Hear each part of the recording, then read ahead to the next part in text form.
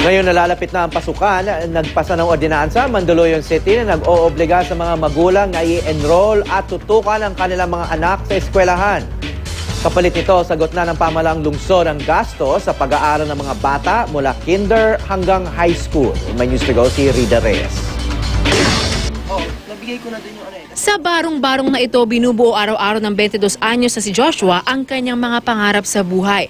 Pero mula nang mamatay ang kanyang ina, 10 taon ang nakalilipas, nahinto rin ng pag-aaral ng binata para tumulong sa paghahanap buhay ng ama.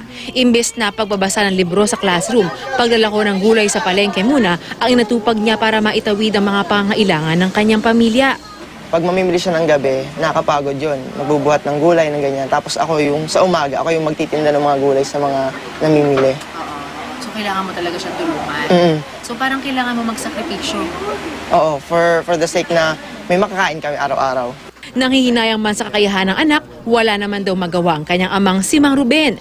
Naghinayang ako sa kanya. Bakit?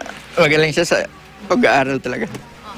Kaya Wala, hindi rin, first on run talaga. Pero kailangan pong tumigil.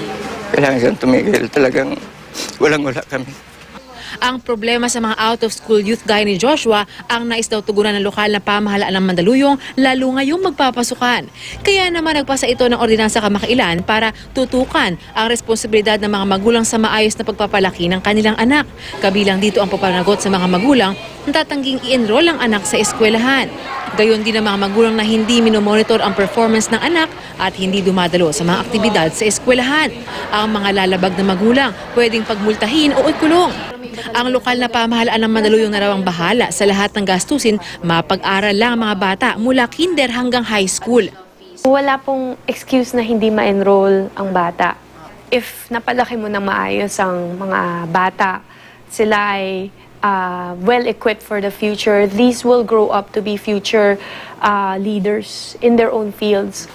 Aatasan din ang mismong guro ng mga bata para regular na i-monitor ang performance ng mga estudyante.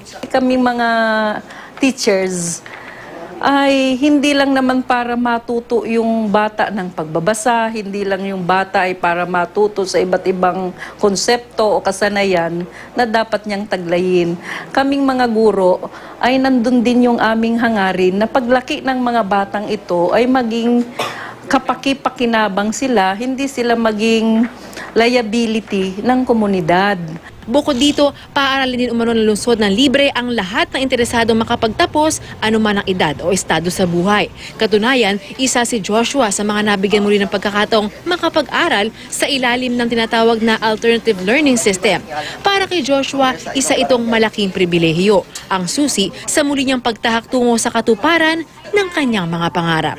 Pag nakatapos ako, hindi lang importante yun para sa pamilya ko, kundi para din sa magiging pamilya ko sa hinaharap. Kasi gusto ko rin magkaroon ng maayos na buhay. Makapag-umpisa na ako from here, lalakarin ko or gagapangan ko yung college hanggang makatapos ako ng college para mas maganda na yung trabaho ko. Rida Reyes, GMA News.